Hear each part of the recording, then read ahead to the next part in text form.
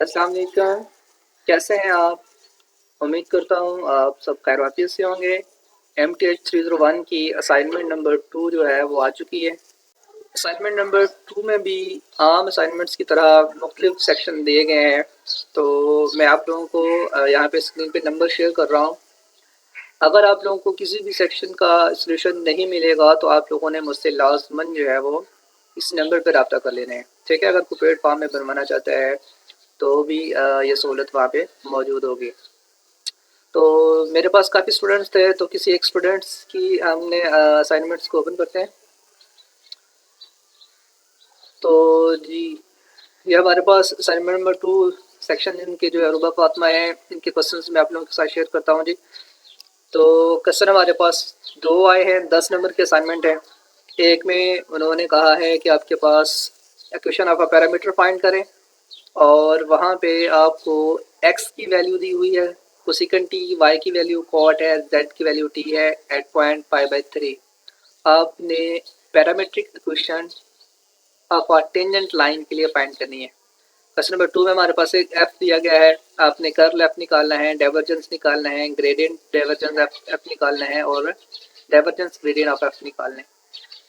तो आइए हम इनके सोल्यूशन की तरफ चलते हैं। इससे पहले जिन लोगों ने अभी तक चैनल को लाजमी सब्सक्राइब नहीं किया वो लाजमी चैनल को सब्सक्राइब कर लें और जुड़े रहें हमारे साथ। तो मैं वन जिस तरह से मैंने आपको बताया था उसका हम सोल्यूशन शुरू करते हैं जी। To find the vector equation of the tangent line, सबसे पहले हमने एक्स वाई जी को इन द वेक्टर फॉर्म में लिखने की कोशिश की है कि x i cap y j cap z k cap is equal to cosecant t, y का आंसर कॉट टी, जेड का आंसर टी था।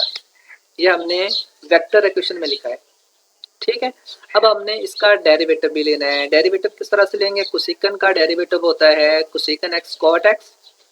कॉट का डेरिवेटिव आपको नजर आ रहा है माइनस कोसेकन स्क्वायर होता है और टी का आंसर यहाँ पे 1। ये डेरिवेटिव लिया गया है। ठीक है, फिर हमने इनको यानी सिंपल इक्वेशन को और जो डेरिवेटिव लिया है इसको हमने एट द पॉइंट चेक करना है कि एट पाई/3 पे इनके आंसर्स क्या बनते हैं।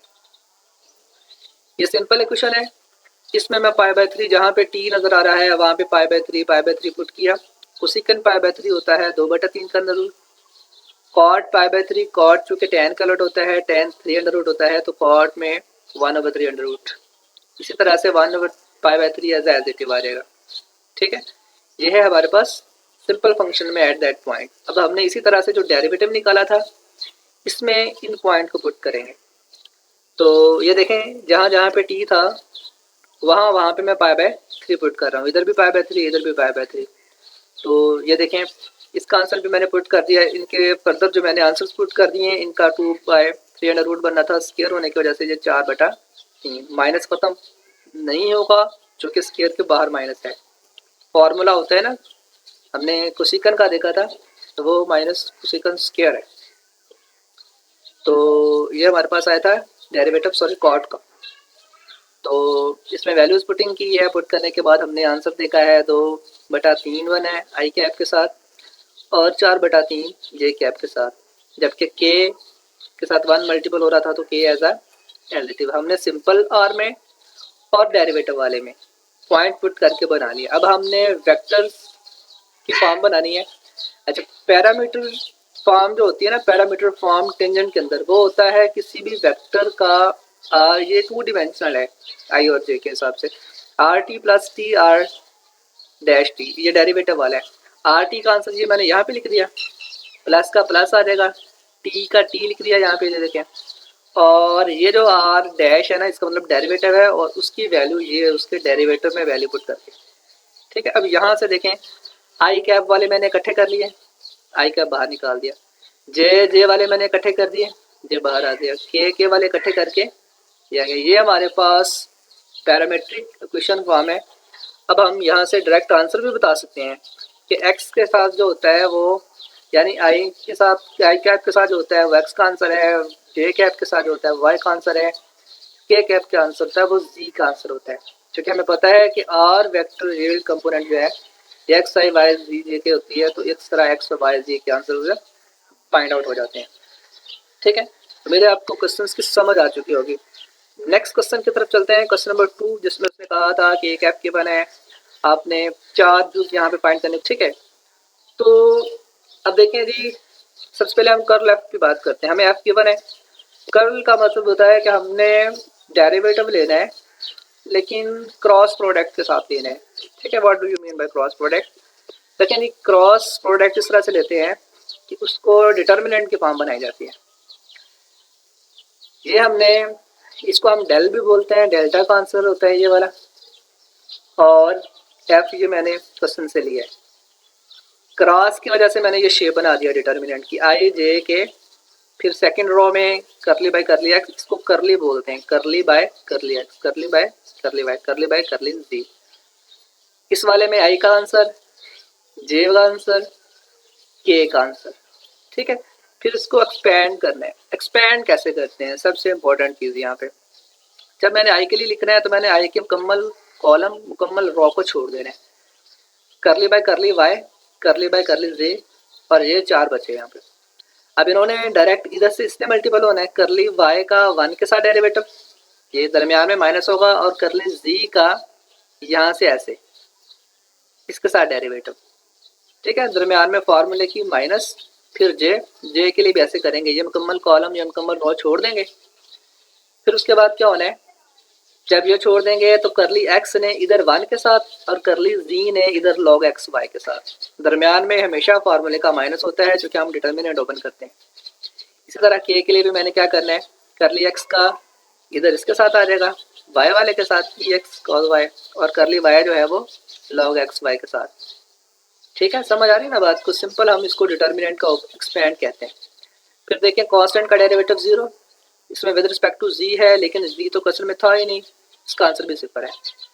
नेक्स्ट जे वाले के साथ अगर मैं देखूं तो वो भी 0 होगा, कांस्टेंट है। जी जिसके साथ ले रहा हूँ तो वो नेक्स्ट लॉग एक्स वाई है, तो इसका आंसर भी 0 हो जाएगा। सिर्फ के वाले में आएंगे, देखें के वाले में अगर हम जाते हैं ना तो एक्स का, देखें एक्स नजर आ रहा है यहाँ पे, विद रिस्पेक्ट टू मैं एक्स ले रहा हूँ और एक्स आगे नजर भी आ रहा है, तो यहाँ पे डेरिवेटिव ले होगा। तो सिंपल देखें जी, e की पावर एक्स माइनस ई की पावर एक्स ऐसे का वैसे रह जाएगा, cause y, y as a constant के तौर पे एज दैट शो हो जाएगा। नेक्स्ट पोर्शन में लॉग की प्रॉपर्टी होती है कि चीज को बटे में लिखते हैं, तो एक दफा लिख देंगे जी 1 बटा total x y, again y का लेंगे तो 1 आ जाएगा, तो वो लिखने की जरूरत नहीं है, बाकी सारे 0 रहते कि एक आंसर आ गया। इसी तरह से जब हम डाइवर्जेंस ऑफ एफ की बात करेंगे तो इसमें हम सिंपल जो है क्या करेंगे जी, इनका डॉट प्रोडक्ट लेंगे, क्रॉस प्रोडक्ट नहीं लेंगे। इसमें आई ने आई के साथ आंसर देना है सिंपल, जे ने जे के साथ देना है, के ने के के साथ देना है। ये देखें करली बाई करली एक्स सिर्फ लॉग एक्स वाई के साथ जा रहा है, क्योंकि इधर भी आई कैप था, इधर भी आई कैप है। इसी तरह से इधर भी जे कैप है, ठीक है, और इधर भी जे कैप के साथ, यानी ये जे कैप, तो इधर वाले ई एक्स कॉस वाई वाले जे कैप के साथ, इधर से जे वाला इधर के वाले के साथ। तो सिंपल वही बात इस तरह से मैंने पहले बताया था कि लॉग एक्स वाई का आंसर 1 ओवर एक्स वाई, इधर वाले में ई की पावर एक्स एज एजिटिव रहा, उसका डेरिवेटिव एज एजिटिव आ गया, ठीक है। फिर विद रिस्पेक्ट टू अगर हम जी की बात करते हैं तो कांस्टेंट का डेरिवेटिव क्या होता है 0, तो वो देखें 0 मैंने लिख दिया। नेक्स्ट हमारे पास सिंपल इस तरह से डेरिवेटिव आ गया। थर्ड पोर्शन में था कि gradient of divergence of F.